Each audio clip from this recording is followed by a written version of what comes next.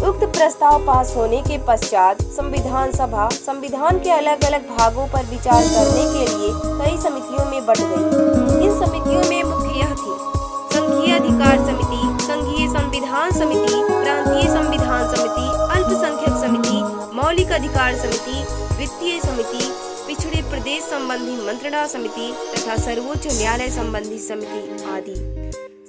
किंतु संविधान को अंतिम स्वरूप देने के लिए संविधान सभा ने 7 सदस्यों की एक प्रारूप समिति नियुक्त की।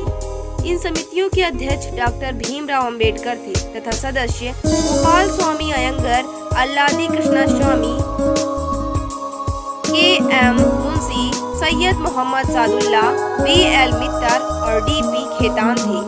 बाद में बी.एल. मित्तर तथा डी.पी. खेतान की मृत्यु के बाद उनके स्थान पर क्रमशः एन. माधवन राव तथा टी.टी. कृष्णामाचारी उनके सदस्य हुए।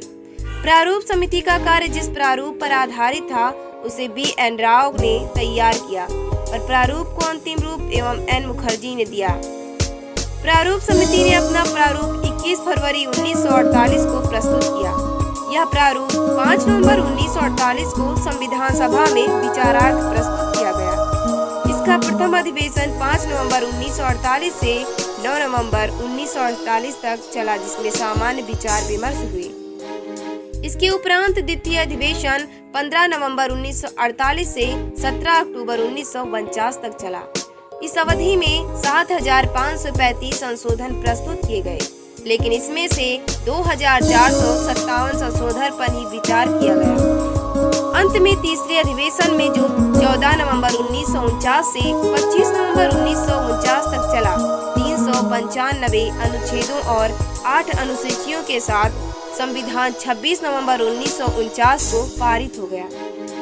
26 नवंबर 1949 को ही संविधान के अनुच्छेद 5, 6, 7, 8, 9, 60, 324, 366, 367, 372, 380, 388, 391, 392 तथा 393 को तुरंत परिवर्तित कर दिया गया।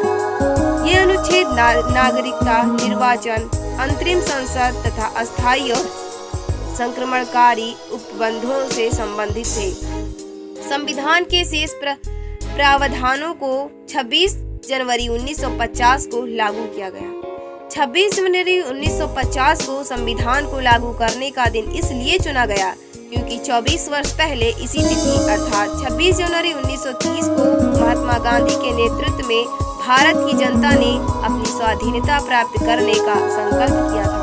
संविधान के अनुसार डॉक्टर राजेंद्र प्रसाद भारत के प्रथम राष्ट्रपति निर्वाचित हुए। संविधान के निर्माण में संविधान सभा के कुल 11 सत्र हुए। वह कुल 165 दिन बैठी, जिसमें 114 दिन संविधान के वचन और उस पर विवाद में खर्च हुए। संविधान पारित होने में कुल 63,96,729 रुपए व्यय हुए और 2 वर्ष 11 महीने तथा 18 दिन समय लगा।